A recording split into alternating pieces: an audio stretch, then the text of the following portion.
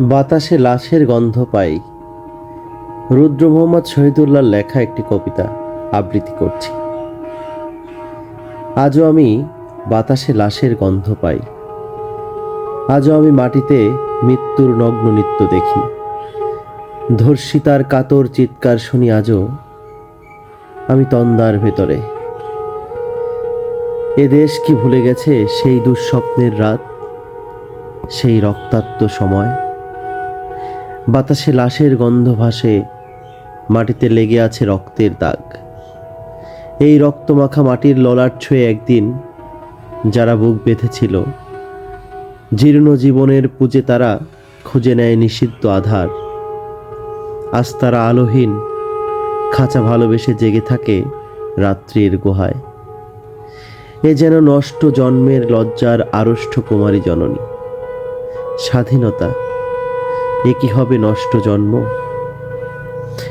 এ কি তবে পিতাহীন জননীর লজ্জার ফসল? জাতির পতাকা খামচে ধরেছে আজ পুরনো শকুন।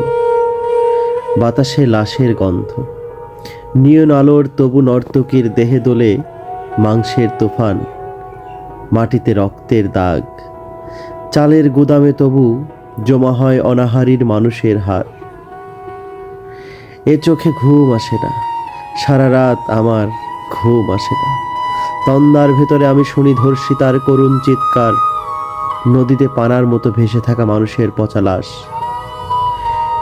মুন্ডহীন বালিকার কুকুরে খাওয়া বিভৎস শরীর ভেসে ওঠে চোখের ভেতরে। আমি ঘুমাতে পারি না, আমি সারা রাত ঘুমাতে পারি না। রক্তের কাফনে মোরা কুকুরে খেয়েছে যারে, শকুনে খেয়েছে যারে। সে আমার ভাই, সে আমার মা, সে আমার প্রিয়তম পিতা।